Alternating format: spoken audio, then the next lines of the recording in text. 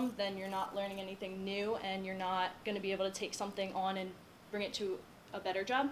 So it's important to learn as many things as you can that people are willing to teach you. Long-term goals include lifetime goals and capstone goals. These include things such as like promotions.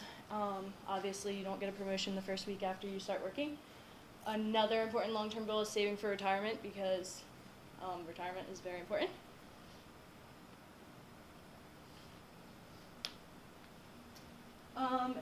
Prioritizing your goals is very important, because you should figure out which goals are most important and go after that first. You shouldn't choose your easy goals that you know you can attain, and you should adjust your goals as needed.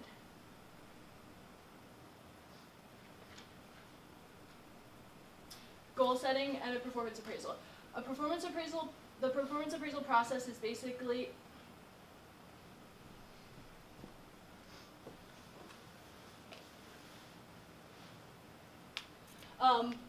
planning, developing, performing, assessing, and reviewing. And the question you should, performance appraisals.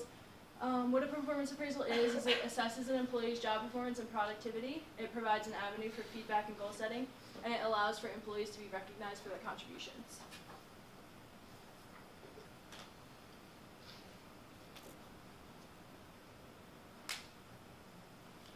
This is an example of a performance review system. You start with goal setting with employees, so setting up goals for each individual employee, their performance and monitoring their feedback, and monitoring them, and then giving them feedback and coaching as needed. Then you perform the performance appraisal, and you think of plans and things to improve. These are best practices in appraisal systems. Make sure an evaluation has direct relation to the job, involve managers, consider employee self-evaluations, use more than one evaluation method, feedback should be continuous.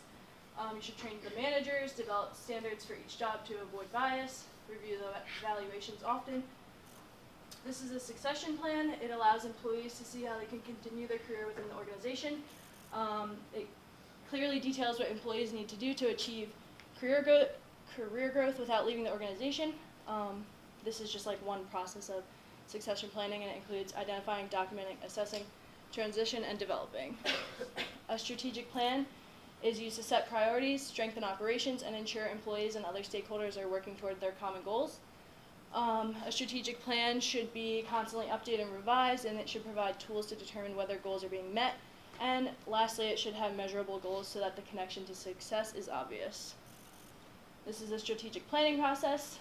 You start with gathering facts, then you perform a SWOT analysis, which is an external analysis that includes finding your opportunities, threats, strengths, and weaknesses. Next, you review the inputs, a strategic matrix, you define the strategies, and you review and adjust your plan. It's important to remember that changes in a strategic plan and in goal setting are necessary as the internal and external environments change. Things are always changing within the workplace, so it's important to change your plans accordingly, and goals are obviously always changing. Achievement and goal setting in my life. At first, when I first started working at Walla, I was focused on making it to work on time, making friends, and learning the basic skills. But after I learned more in-depth skills, and my manager promoted me to a shift manager from a customer service associate, so that's just one example. Next, Ethan is going to talk about job performance. All right. I'm Ethan Rosen, or as professor likes to say, Rose. I'm going to talk to you a little bit about job performance.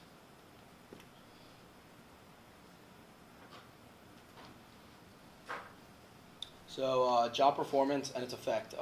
Job performance is pretty self-explanatory. It's basically how well you perform your job, and it's a very large part of human resource management, and it's crucial to an organization's overall success.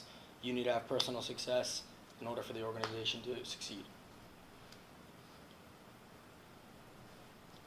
So what exactly is job performance? John P. Campbell is a renowned psychologist, and he explained it as, in simple terms, just getting to your job on time and doing it in the just and right manner, following all the rules, and just making sure you get done when you have to get done. So he had an 8-factor model of performance, and it was based on analytic research that attempts to capture dimensions of the job across all jobs. So basically just some guidelines that you should follow. And if you follow those, you really will succeed at what you do and can benefit you in the future. And the first factor is task-specific behaviors, which is just exactly what you were hired to do. An example of that would be if you were a salesman, it would be showing a product to a potential customer. You were hired to sell that product, and that's what you're going to do. You're going to be nice. You're going to do what you have to do to sell that product.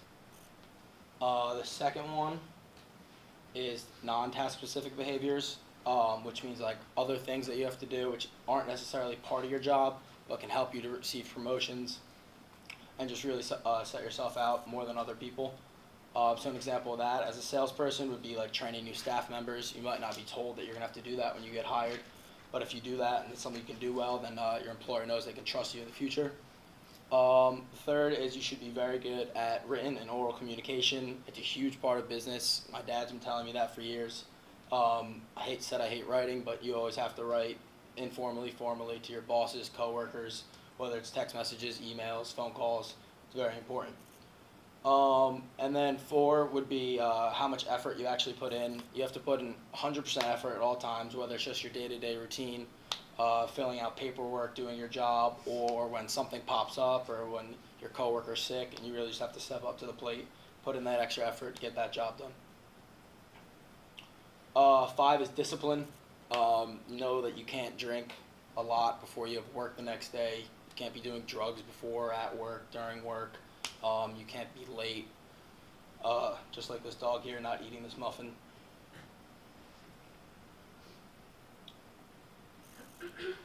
Six is teamwork. Regardless of where you are, you're a CEO or you're cleaning the bathrooms, it's huge.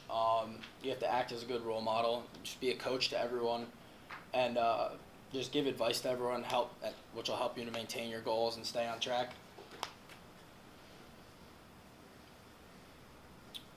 7 is leadership. As you can see here, a lot goes into leadership. Decision, strategy, challenges, vision, ambition, motivation, creativity, and teamwork. And that all has to be done face-to-face, through the computer, in many different places all over the workplace. And then 8 is managerial capability. Regardless of where you are, again, you want to show that you can be a manager, so set goals for yourself and goals for the organization. Succession planning, leadership, decision making, governance and structure, and people development all goes right in with that. Another key feature is be goal relevant. That means just pick your goal at the start of work and then stick with that goal. You don't want to start going off left and right with different things that you're trying to do all at once because you'll never reach your final goal. So just really just stay on track and at all times keep your eyes on the prize. An example of that would be just getting your work done, like not getting your work done just as quick as you can. Just getting it done in a timely manner, but also doing it right is what's important, and that's what they want to see out of you in any position.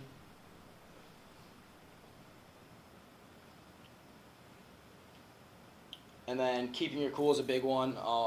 You never to a boss, coworker getting angry, although it could happen a lot. That's never going to help you. Arguing, fighting, that'll only lead to you getting fired or you getting transferred or something that you won't like. So it's really important that you always remain calm and just work yourself out of every situation that you end up being in. Going with staying calm, working well under pressure, everything you can see in this little picture here. Just be adaptive and flexible, composed, focus on what you need to do. Although at times it might get tough, just settle down and really get done what you have to do. Some personal experience is when I was working when I was younger, just like small jobs like on the boardwalk or like cleaning bathrooms and stuff. I didn't really care much because it really didn't mean a lot to me, and it took me a while, but I finally realized that no matter what you're doing, you really need to put 100% of your effort in order to achieve what you want to get done. And then it's really important that you should exercise, get as much sleep as you can, eat right. Don't be drinking, like I said, before work or getting hungover. Just stay healthy and so you can do your job to your fullest, because that's really your one goal. And if you lose that job, you could really lose a lot in life. What I've learned, other than that, it's impossible to get 7 people in the same place at the same time, is that just stay focused on your goal. That's basically it. Just stay focused. Just try not to get sidetracked. There's a lot that'll come up, and it takes a lot in order for you to stay focused, but it's really crucial. So just a recap of everything, there's the 8-factor model, which is the guidelines that you should work by. Just keeping your cool, having your priorities straight, and just never lose sight of your goals. You'll start from somewhere, but you never know where you end up if you just keep going for those goals. And that's it. And next, Brianna's going to talk to you a little bit about coaching. Hi guys. My name is Brianna. I'm going to talk to you guys about coaching and training and all of the details behind it and to get to where you want to be.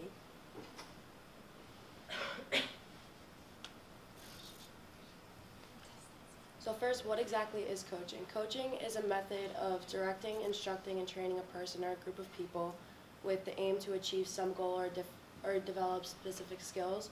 So career guidance, optimizing your time, time management, what you need to do to get to your ultimate goal, and how you progress. And training is attempting to improve current or future employee performance by increasing an employee's ability to perform through learning, usually by changing the employee's attitude or increasing his or her skills and knowledge. So the difference between coaching and training is that coaching is more of a long-term thing, and training is more of a short-term goal. Like when you first start a job, you need to go for your job orientation and you need to train, and training is more knowledge based on what you already know, and coaching is an on-the-job learning and dynamic kind of thing. And training is more generalized, while coaching is more person-specific.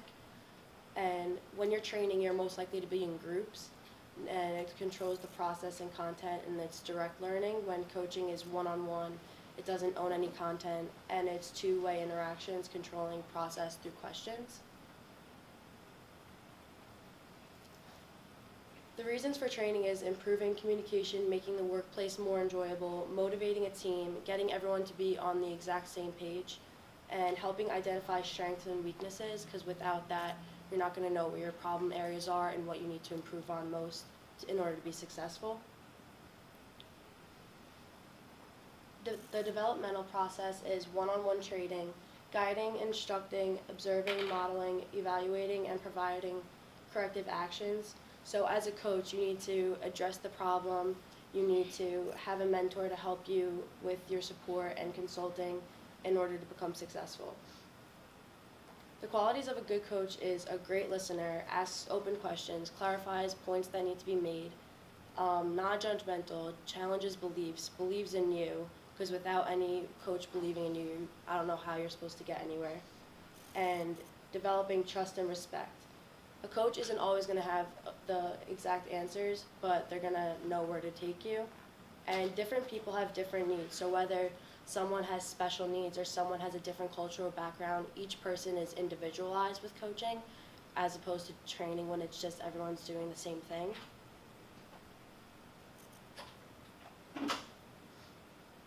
Coaching towards success. So the model that I like to use is STRIDE, as you're striding towards success. So S is for strength, T is for targeting, R is for reality, I is for ideas, decisions, and then evaluation.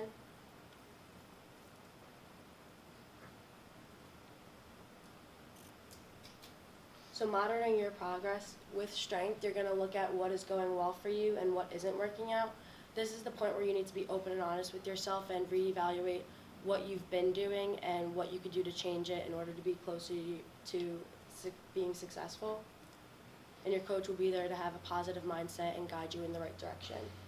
So for targeting, if there's any problem in the way of your progress, you need to address that, and you need to figure out what you could do to change that and what you could do for a different kind of path you're going to go down, and what's going to lead you towards a different promotion or being closer with your team.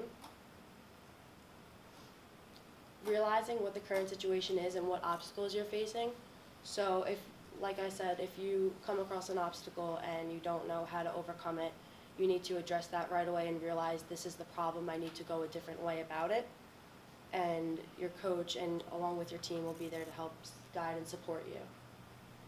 Ideas is what have you tried so far, what you would do if the obstacles weren't there. So looking in your past and seeing, oh, this obstacle I couldn't come across because